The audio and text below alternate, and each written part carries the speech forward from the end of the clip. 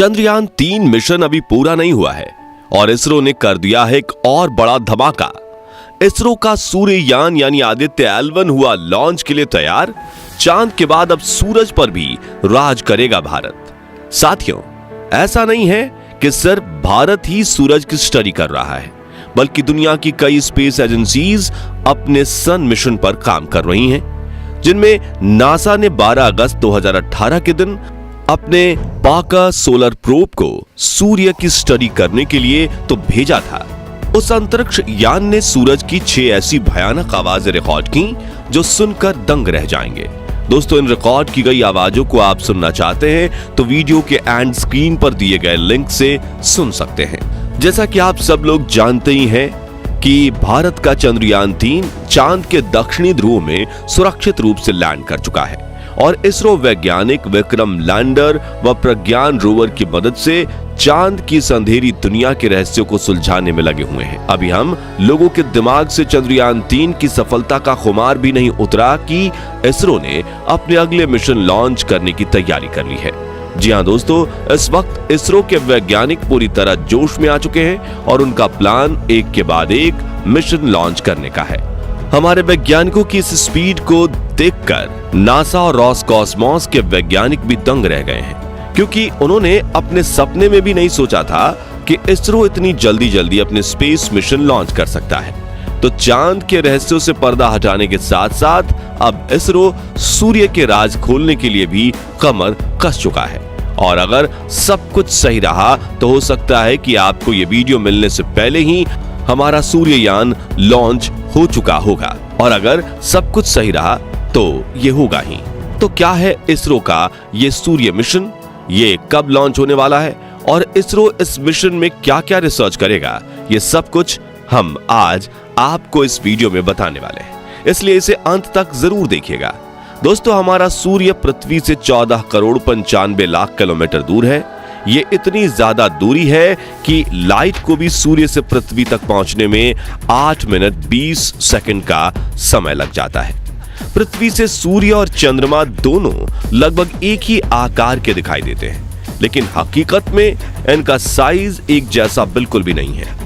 आप ये जानकर हैरान रह जाएंगे कि सूर्य का व्यास हमारे पृथ्वी से 109 गुना बड़ा है, या यूं कहें कि सूरज का आकार इतना बड़ा है कि एक सूर्य के अंदर 13 लाख पृथ्वी समा सकती है।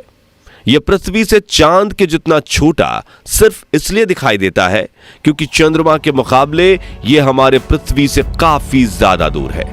पृथ्वी पर जीवन संभव होने के पीछे भी सूर्य का बहुत बड़ा महत्व है, क्योंकि अगर सूर्य नहीं होता तो पृथ्वी इतनी ज्यादा ठंडी हो जाएगी कि इस पर जीवन नहीं बचेगा। लेकिन सूर्य क्योंकि एक विशाल तपता हुआ आग का गोला है और ये हमसे बहुत ज्यादा दूर भी है, इसलिए चंद्रमा की तुलना में सूर्य पर अब तक कम ही रिसर्च हो पाई है। और इसीलिए इसरो अब अपना अगला स्पेस मिशन आदित्य-L1 लॉन्च करने जा रहा है, जिसे लोग सूर्ययान भी कह रहे हैं। तो क्या है इसरो का ये सूर्ययान मिशन और कब ये लॉन्च होगा, चलिए इसके बारे में जानते हैं। असल में दोस्तों, इसरो ने जो प्लान बनाया है उसके मुताबिक आदित्य-L1 मिशन को 2 सितंबर 2023 के दिन लॉन्च कर दिया जाएगा। यानी चंद्रयान-3 मिशन के पूरा होने से पहले ही इसरो अपने पहले सूर्य मिशन को लॉन्च कर देगा। जी हां, यह भारत का पहला ऐसा मिशन होगा जिसे सूर्य का अध्ययन करने के लिए लॉन्च किया जाएगा। अभी तक मिली जानकारी के अनुसार आदित्य-L1 सैटेलाइट को बेंगलोर के UR राव सैटेलाइट सेंटर यानी URSC से शिफ्ट करके श्रीहरिकोटा के सतीश धवन स्पेस सेंटर लाया जा चुका है। इसे इसके लॉन्च पैड के साथ जोड़ भी दिया गया है। मिशन के बारे में यह जानकारी इसरो के अहमदाबाद के director of space applications Nilesh Desai ने एक इंटरव्यू के दौरान दी है। जैसा कि हमने आपको बताया, ये एक सैटेलाइट मिशन होने वाला है, यानी इसमें चंद्रयान-3 की तरह कोई लैंडर या रोवर को सूर्य पर नहीं उतारा जाएगा, क्योंकि ऐसा संभव नहीं है। असल में सूर्य की सतह का तापमान 5600 डिग्री सेल्सियस के करीब रहता है। यह टेम्परेचर किसी भी धातु को पलक झपकते पिघला सकता है। ऐसे में सूर्य पर लैंड करना पॉसिबल ही नहीं है। इसे सिर्फ सैटेलाइट की सूर्य से एक तय दूरी से केवल ऑब्जर्व किया जा सकता है। यही काम इसरो अपने आदित्य L1 मिशन में करने वाला है। दरअसल प्लान के अनुसार इसरो वैज्ञानिक इस सैटेलाइट को सूर्य व पृथ्वी के सिस्टम में लाग्रेंज पॉइंट 1, जिसे L1 कहा जाता है, उसके एक स्पेशल हैलो ऑर्बिट में स्थापित करने वाले हैं। ये एक ऐसा ऑर्बिटल पॉइंट है जहां से सूर्य को ऑब्जर्व करने में आदित्य L1 को कोई भी चीज परेशान नहीं करेगी। यहां हमारे सूर्ययान और सूर्य के बीच सौरमंडल का कोई ग्रह, किसी ग्रह की परछाई या दूसरी कोई भी स्पेस ऑब्जेक्ट नहीं आएगा और हमारा यान जब तक चाहे तब तक लगातार सूर्य पर रिसर्च करेगा। आपको बता दें कि L1 नाम का यह पॉइंट पृथ्वी से करीब 15 लाख किलोमीटर दूर है और यहां सिर्फ पहुंचने में ही आदित्य L1 को तकरीबन 4 महीने का समय लग जाएगा। इसके बाद ये 5 साल 3 महीने तक सूर्य का अध्ययन करेगा। अब आप में से काफी सारे लोगों के मन में यह सवाल आ रहा होगा कि सूर्य तो हमें जीवन देता है और ऐसा भी नहीं है कि हम इंसान सूर्य पर जाकर बस सकें, फिर इसरो मिशन में ऐसा क्या खोजने की कोशिश कर रहा है जो हम इंसानों को मालूम नहीं है। असल में दोस्तों, सूर्य की गतिविधियों और उसकी वजह से स्पेस वेदर पर पड़ने वाले प्रभाव को ऑब्जर्व करने के लिए यह मिशन लॉन्च किया जा रहा है। आपने बिल्कुल सही सुना। जिस तरह पृथ्वी पर हम अलग अलग वेदर यानी मौसम को एक्सपीरियंस करते हैं, वैसे स्पेस का भी अपना एक अलग वेदर सिस्टम होता है जिसका प्रभाव हमारे पृथ्वी और सूर्य के इर्द गिर्द खुले स्पेस में देखने को मिलता है। ऐसा होने की वजह आमतौर पर वो छोटे छोटे पार्टिकल्स होते हैं जो एनर्जी के एक तेज धमाके के साथ हमारे सूर्य से निकलते हैं और इन्हीं को हम सोलर ब्लेजर्स या सोलर विंड के नाम से जानते हैं। जैसे पृथ्वी पर मौसम का प्रभाव हमारे वातावरण और हमारी निजी जिंदगी पर पड़ता है, ठीक वैसे ही स्पेस वेदर सैटेलाइट, जीपीएस और पावर ग्रिड जैसी चीजों को प्रभावित करती हैं। जब स्पेस वेदर ज्यादा खराब होती है तो हमारी इन सभी टेक्नोलॉजीज पर बुरा प्रभाव पड़ता है। इसी के चलते दुनिया भर के वैज्ञानिक स्पेस वेदर को स्टडी करते हैं ताकि उन्हें यह पता चल सके कि सूर्य से निकलने वाले ये तूफान कब आते हैं, इनका किन किन चीजों पर क्या क्या प्रभाव पड़ता है और सबसे जरूरी, इनसे बचा कैसे जा सकता है।